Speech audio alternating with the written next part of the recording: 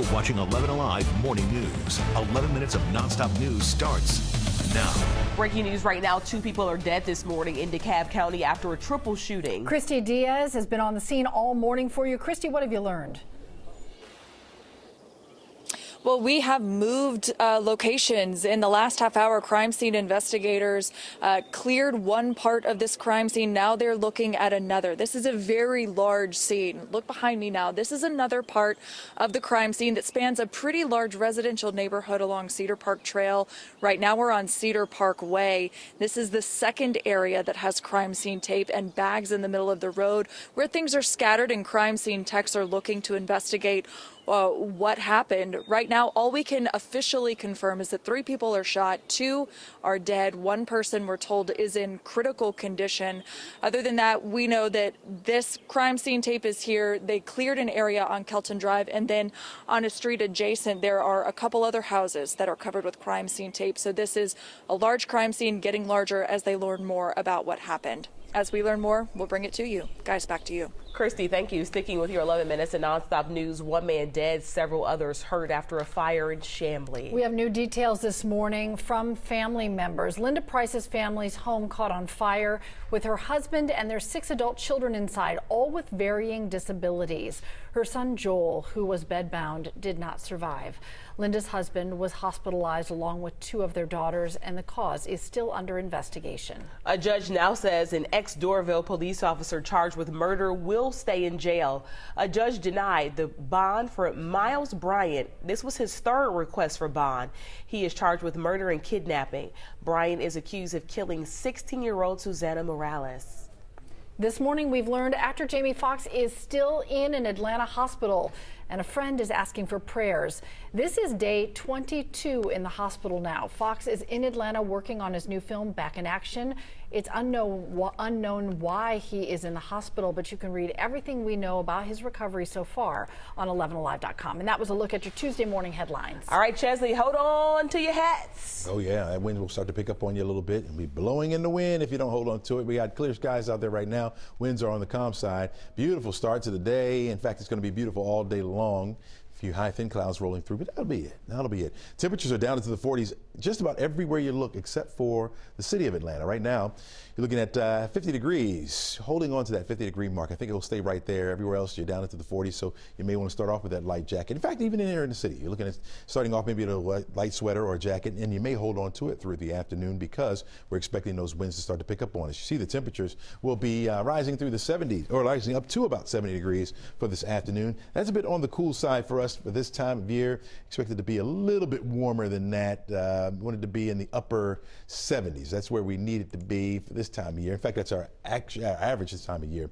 Now, talk about those winds. Going to start you off with winds on the calm side this morning, but those winds will start to pick up as we head toward the afternoon. Sustained winds up to about 20, 25 miles per hour. So you know that the gusts are going to be a little higher than that. They will start to calm down later on tonight, and then we're going to do it all over again as we head into Wednesday. Not as windy, but it will be breezy during the afternoon with those gusts picking up once again. So we have a wind advisory for this afternoon. Kicks in at noon, will last until 8 p.m. Looking at gusts up to 35 miles per hour at times today, and so that could blow around some of those loose objects around your home, so secure those. You're going to need to. High pressure is building into the area, and as it gets a little bit closer, we'll see those winds start to die down just a little bit. Once it gets toward the east side of us, we're back into a southerly flow, which will help to boost our temperature up, but that won't happen until we get to the latter half of the weekend going into next week. Here's how things play out for us this morning with the clear skies. You notice the clouds that will run right through the area. They'll be coming quickly and get right out of the way, not dropping any rainfall at all, although for a moment it may appear mostly cloudy. We'll get rid of those clouds. Mostly sunny skies again for you Wednesday. Again, once again, breezy during the afternoon, and we're going to hold on to that sunshine even as we head into Thursday as well. It will be a very nice day for us on Thursday. In fact, it's my pick for the week. And an 11 on the wazometer. 76 will be our afternoon high temperature, getting closer to where we should be for this time of year. Clouds increase on Friday. Look for some rain to come our way late Friday going into Saturday. That's the timing right now. That could fluctuate a little bit. 75 degrees for the high temperature on Friday. Saturday, 77. getting closer to where we should be, but we'll pay for it with the clouds and the rain. Expect the rain to be around early. We'll clear out late, and then we'll start off with some sunshine on Sunday, but then look for another system to bring in about a 30% chance for a scattered shower or two during the afternoon. 78 degrees for the high temperature. 20% chance for that rain continues as we head into next week, but at least the temperatures will be right where they should be for this time of year. This morning, there's going to be extra support for students in Fulton County after a Tri-Cities high school student was killed at a MARTA station. We now know that the victim was 16-year-old Jalen Major. Police say Jalen was shot in the head at the station, the East Point station. Police arrested 2 teenagers in this case. This shooting happened during a very busy weekend for MARTA. They say nearly 140,000 people took MARTA to events like Taylor Swift and Janet Jackson. We want to be a part of finding solutions to youth violence. Our Naima Abdullahi is hosting a Black youth community conversation with our partner V103. You can join the conversation Monday, May 8th at 6 p.m. at the Auburn Avenue Research Library. To learn more and reserve your seat, head to 11alive.com. Well, check your bank account this morning. Your tax surplus refund could already be there. Ariana Maniz has everything you need to know.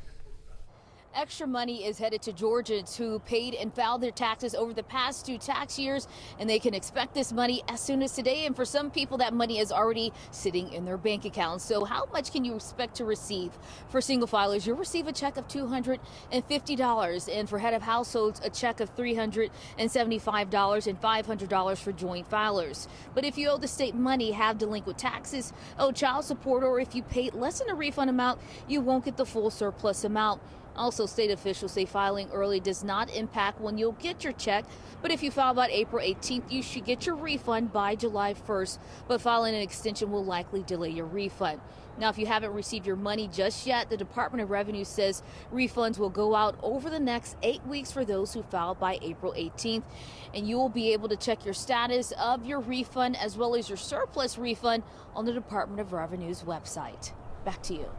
6:55 now. The Georgia Legislative Black Caucus says they're concerned there is a lack of funding for HBCUs across the South, including Savannah State University.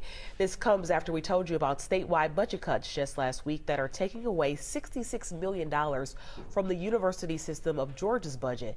According to State Rep Teyana Miller, the cuts will disproportionately impact the state's 3 modestly sized state-backed historically Black colleges and universities in Fort Valley, Savannah, and Albany. In a statement, Representative Inga Willis says our HBCUs are the engine of the Black talent pipeline to workforce industries. In spite of repeat systemic underfunding, the HBCU ecosystem continues to produce the top number of Black PhDs, educators, attorneys, and change makers. This morning, over 11,000 writers in Hollywood are on strike after they could not come to an agreement with the Alliance of Motion Picture and Television Producers. Writers say they are not being paid enough, and less of them are expected to do more work, saying that the new age of streaming has changed the industry. Now, you won't notice the strike impacting most of your shows right now, but late night shows like Jimmy Fallon or Saturday Night Live are expected to go dark today. This happened 15 years ago, and Jay Leno actually started writing his own monologues. Chesley? Cheryl, looking at temperatures by noon, right around 64 degrees. That's when we're expecting those winds to start to pick up a little bit. You see those west winds up to 18, maybe 20 miles per hour. It will remain that way through the rest of the afternoon. A bit windy out there. 70 will be your afternoon high temperature. Go ahead and grab that jacket. You're going to need that as you head through the day today. By 6, holding on to the sunshine, 68 degrees will be our temperature. Those west winds up to about 24 miles per hour. Gusts in the 30 mile per hour range. Be careful. Hey, I love this story. Check this out. We just had to share this one. When you think about the Met Gala, you probably think about the celebs, the outfits, the red carpet, but do you ever think about the food? It looks like Atlanta's own Teyana Taylor did. She took to Instagram to repost King Push's story that showed her plate decked out with chicken nuggets and fries straight from Chick-fil-A. She brought it in herself. That looked like barbecue sauce, not Chick-fil-A sauce. Yeah, looks good. Yeah. You know that banquet food. Oh, yeah. Beef, mashed potatoes, green beans.